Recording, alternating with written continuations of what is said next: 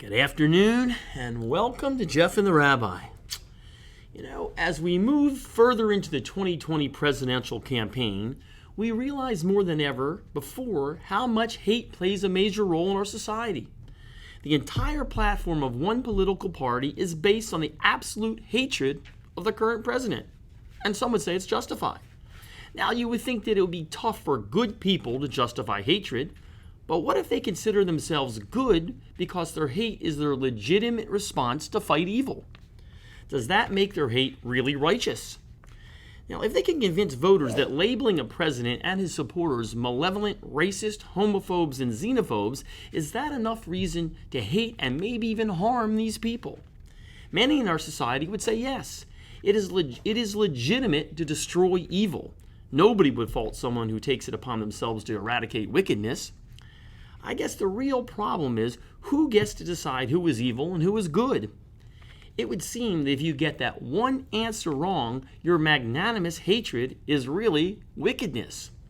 Example, to help the good German people hate the Jews back in the 1930s, the Nazi media and politicians would tell the population that it was okay to hurt certain people and hate certain people who could be considered Untermensch. Today, the American media and politicians, use the exact same term to legitimize hate, but translate Untermensch into a more American civilized term, basket of deplorables. Now, in both examples, the people are given permission to hate the deplorables. Our role is to just determine which group of loathers hate out of justifiable goodness and which ones seek hostility out of dangerous fascism. So I guess when hate is involved, there is a fine line between just ruining a person's career by labeling them a racist or a sexual harasser and eventually shipping off said deplorables to nice summer camps in the country. Now, I know there are some examples in the Torah where God gives the Hebrew people legitimate reasons to hate. But even with this, we see large examples of where future religions intentionally misuse these words of the Torah to slaughter other cultures with fabricated justifications. Maybe poor Rodney King was right after all. Why can't we all just get along? Well, in defense for this very modern-day, unprogressive question, he was beat around the head a bit before uttering it. My own opinion is that hate is a very effective and also very dangerous emotion to use for your cause. Unfortunately, that very hate that you preach will eventually come back and bite you in your posterior. Remember, the first-class car on that train ends up in the same location as the cattle car class. Just saying. With that said, let's turn to the rabbi who always guides us through these tough questions. Is it okay to hate, or should love just keep us together? Right. Captain is Camille. It's the Captain is Neil, if you're wondering this. I mean, yeah, if we could do like love and hate songs here. Right, like I had a whole bunch. I Yeah. stuck with that one. One thing that just occurred to me during your erudite. Thank you. Yeah, Not Aryan Udite. Yeah, right. right. is that I think that the unifying word for everyone would be fascists, because everybody hates fascists. Right. Because everyone thinks that the other guy's a fascist. So I'm good if I hate a fascist, Right. but I'm good if I but hate a maybe fascist. we've all found something that we could all agree on. We all hate fascists. Yes. And basically anything that I hate is a fascist. Right. And I think pretty much everyone agrees to that. So everybody's labeling everyone else a fascist. So I think you're right there. yeah, fascism is a pretty neat thing. Because we all are good, so we only hate when we're good to hate because they're fascists. Right. And we pretty much hate fascists. And fascist just fills in for anything we hate. It's great. No one's starting to feel bad for fascists. But anyway. Yeah, right. Poor fascists. Right. But, see, here's what I wanted to share with you. There is an idea in the Torah. Surprise! Mm-hmm. So there's an idea in the Torah. There are two verses in the Torah. There's an idea that if you see your friend struggling, you have to help him out. Right. Okay? You shall surely help him out. Now, there's two verses in the Torah, and they're very, very similar. One verse says as follows. When you see your friend's donkey collapsing under his load, I'm sorry, said it wrong? Let me redo. When you see your enemy's donkey collapsing under his load, you shall surely help him out. Okay? There's another verse later on in the Torah that says, when you see your friend needs help loading up his donkey, you shall help him out. Now first of all, just a little bit of background. It's a very important lesson for us to know about hate. According to the first version, when you see your enemy's donkey. Now, obviously this isn't your enemy like, the guy from the other country that's coming to war. Right. Because we're talking about like you see him and his donkey and you're probably going to on the same street. be rid of him anyway. Yeah, I mean, Right. what it means really is like the guy that you hate. Right. Because it says, in the Hebrew, it's the word son acha, not your enemy, but it's a guy that you hate. Which means there's another fellow, you just happen to hate him. And you see that he needs help unloading his donkey, so you should help him. Now, it's interesting that you could see two things. One is you could see the fellow needs help loading his donkey, and the other is the guy needs help unloading his donkey. Now, what's the difference between the two? When a guy needs help loading his donkey, how's the donkey feel about that? Not too good. Not too good. That's got to hurt. The donkey says, why are you helping him load me up? Now, if he needs help unloading his donkey, what's the donkey thinking about that? He's pretty happy. Hey, get over here. Help the guy out. Help get me unloaded to get this burden off of me. Right? Maybe he's collapsing. The burden is like falling off of him. He's going to flip over and, who knows what. So we're supposed to always help unload because then this is where the Talmud comes out with the interesting little give and take. Mm-hmm. What if you see two people? One guy needs help loading his donkey and one guy needs help unloading his donkey. Which do you go to first? Based on what you said, the unloader. The unloader, because you're helping the donkey also. So we care about the donkey. Right. Now, two guys, and they're both, let's say, loading or unloading the donkey. One's your friend and one's your enemy. Who should you go to first? Well, you would assume you're a friend, but you're going to say enemy. Because I know how things work. I'm going to say the guy that here. you hate. Yes. Right. That's right. I knew you were going to catch me on that. I know you're not going to make it easy for me. Yeah. So I know where you're going. So the guy you hate. Why? Why do you think we go to the guy I hate first? Because he's probably meaner to his donkey. No, that's not it. If I go to help him out, maybe I'll overcome the hatred between us. Okay.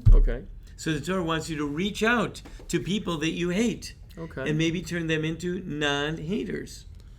Wow. Non-haters. Now, here's the interesting one, and this is where I may lose most of the population. What if I see my friend needs help unloading, and my hater needs help loading? Still go to the hater. The Torah says go to the hater. Wow, that's a tough one. I get it. The Torah says it's true that the other donkey is going to be left in pain. However, the ability of two people to overcome their hatred and perhaps bond is more important than anything. Well, I'm impressed with that. That's so the Torah wants us to overcome hatred. The Torah wants us to get past hatred. But now, I'll take you to the next level. Okay. What if the guy is really rotten? Like, who knows what he does? Not just hatred, but bad. He's a bad guy. He's a bad guy. Like, you've seen him with your own eyes not recycling. Ooh, right? Okay. So that's different. Clearly, this person's evil. So how can you not hate someone and try to come to a point of friendship with a person who's clearly evil? I mean, maybe the guy does rotten things and bad things. So here's what gets really interesting. The verse, the first verse that appears in the Torah says, don't see your hated person, your enemy, and that you shouldn't help him and walk away from him. Don't see him and walk away from him. The second one says, don't see your friend and walk away from him. So one of the commentators pointed out, how come at first it talks about the enemy, later on it talks about the friend? Yep. I mean, if I have to help the enemy, certainly I have to help the friend. What's going on? So he says, it's interesting, if you look at it historically, the first verse talking about the enemy was talking about before the golden calf. Okay. The second time when it talks about helping your friend with his donkey, it says your friend, and that was written after the golden calf. What's the difference? Okay, yeah. Before the golden calf, the people weren't sinners. When you're not a sinner, you can hate evil. And you should hate evil.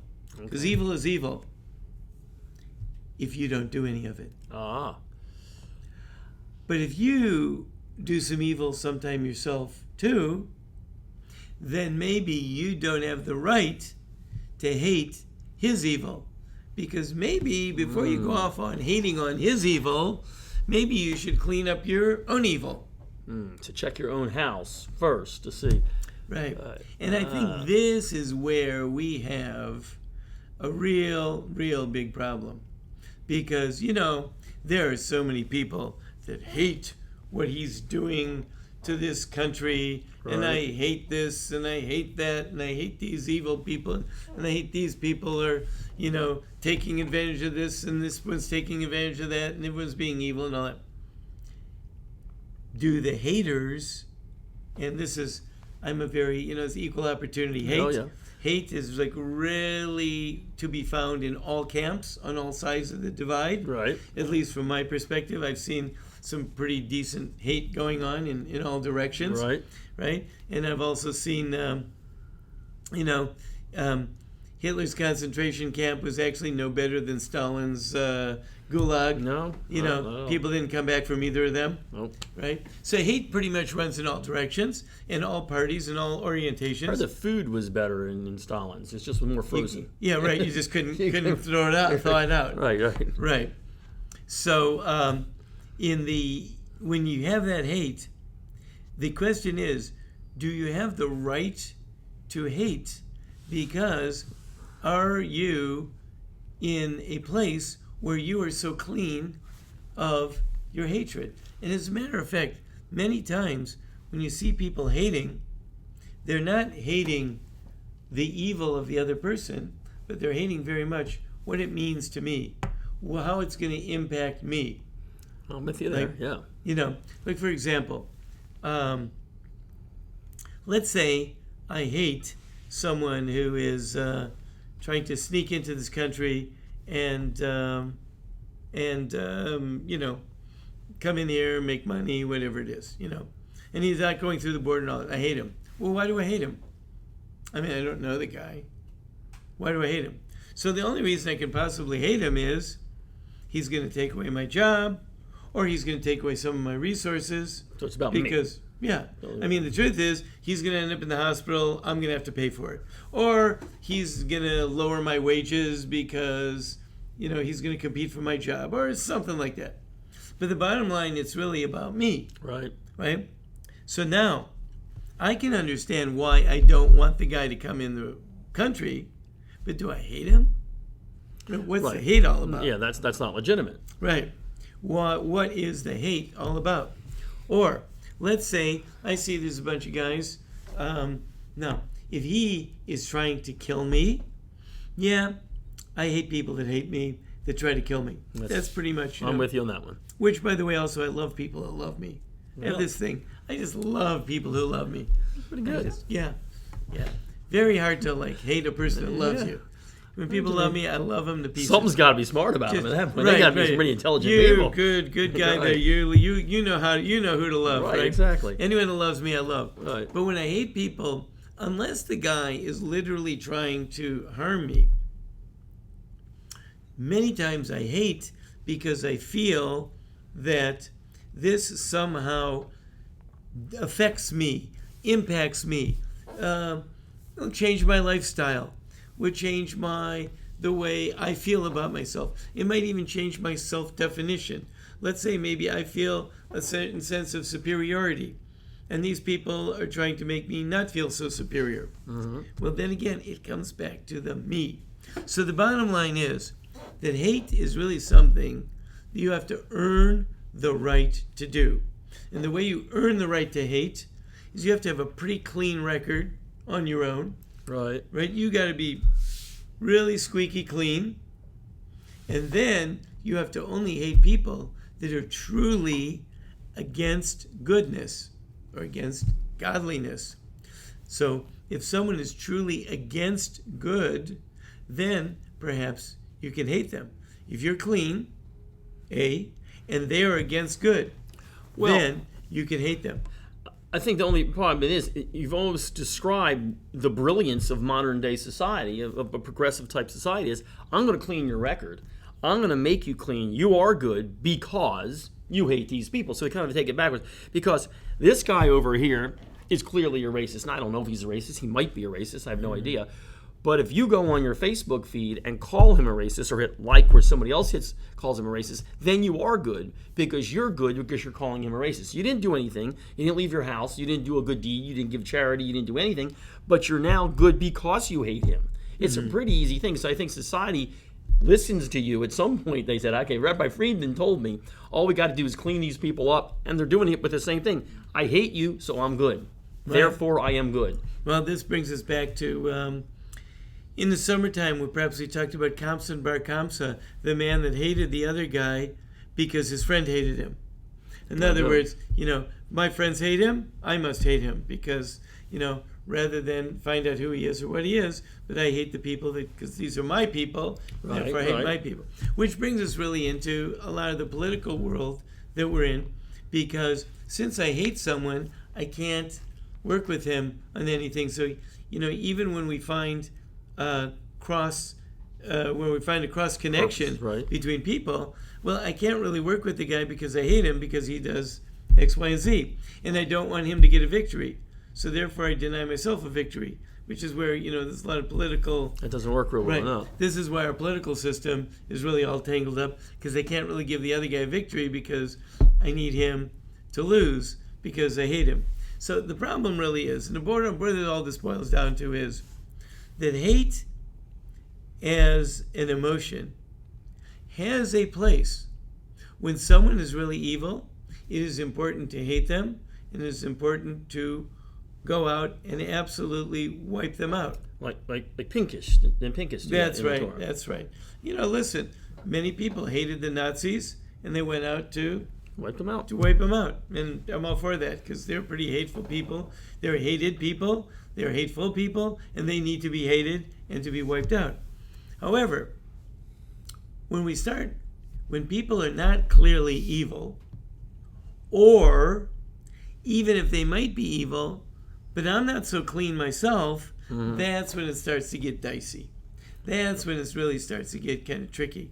And when you have lots of people who, they hate this guy, but they turn around and maybe on their own side, they're doing some stuff that's not so good. Right. That's when the hate really gets to be inappropriate and misplaced. So getting back to the Torah talked about the donkey of the man that you hate. That was before the golden calf. Israel were not sinners yet. They had the right to hate. The man was a bad person, they could hate him. After the golden calf, we don't talk about hating him anymore. Because after the golden calf, after we've all sinned, who are you to say that he's such a bad guy? And that's something that everyone really could afford, to take a deep breath before they go off hating and say, is this other person really all that bad? It's a good solution. I think my only issue with it is you, Rabbi Friedman, I'm sorry to say, offer a much tougher solution than, say, a modern-day progressive person. You say, you got to be good, you got to give charity, you got to be kind, you got to help the guy with his load. Here, take the donkey, help his load. Where they say, no, you just got to hate him, and you're right. So you're unfortunately offering a tougher solution for these people. Right. So there is a problem, and the problem is that we deal emotionally, and hate is an emotion. We deal emotionally with a lot of problems. A lot of people see something wrong, and they hate it. So they hate the fact that these guys are cutting down trees, or they hate the fact that these Jews are proliferating in America, or whatever it is. They feel like a visceral hatred. And when they feel a visceral hatred, you wonder, why? Why do you really hate that person? You hate that person, you hate what he's doing? Or is it somehow have something to do with you? Right, and are you actually all that clean? And that's what we really need to all ask ourselves. Maybe that's also the worry too. If I can hate you, that makes me feel a little bit better about myself. I'm really not that bad if that guy's really that bad. And then the hater goes off and hurts the other person, which he hates because the other person hurts other people. Wow. Doesn't seem to add up. Yeah, But getting that's pretty what- confusing there. It does get good. That's why I get So this confused hate every thing day. gets really confusing. So basically, the bottom line is, let's only he who is pure can really be a hater. It's a good thing to be a hater if you hate evil. But you better be sure that that thing that you hate is really evil. Right. And you better be sure that you're pretty clean yourself before you go off and hating someone else. Because if not, you might be the evil one. That's right. Ooh, kind of scary. It's a good point. And it's a good point this time of year, too. I think it's a real good point. Yes, that's right. So you didn't just come up with this out of nowhere. So it's really, because it's really is time. We're in the repentance season. Right. And it really is time for all of us. As much as we think that the other guy was really nasty and rotten to us, and he's really a nasty and rotten person, but maybe it's time to try to make amends. I have some people that should. I might actually send this actual video out. I might actually do some marketing on this one because I know some people. Because of course I'm not wrong; they're wrong. So I have some people out there that really need to see this video. It's not clear. me, the other people. It's clear. There's no doubt that the other person is rotten, Right. and really should be apologizing to you, Absolutely. and all that. However, it might not be happening, but maybe we should reach out and reassess our hate in the first place. Good point. All right. For those of you out there, I don't hate you anymore. That's my whole Yom Kippur repentance thing right there. Out of the way. Thank you, Rabbi Friedman. That made it very good for me. So next week, are we back next week? It's not holiday yet, is it? No, it's not. It's close. It's close. There'll So, probably be a pre-Rosh Hashanah. uh, We'll probably be pre-Rosh Hashanah next week. so all you people who are ready to Because get the week down, after is Rosh Hashanah, Okay, I so think. we'll- Yeah. So next week, get back and we'll get you into the repent and get everything started for you pretty well. Okay. See you then.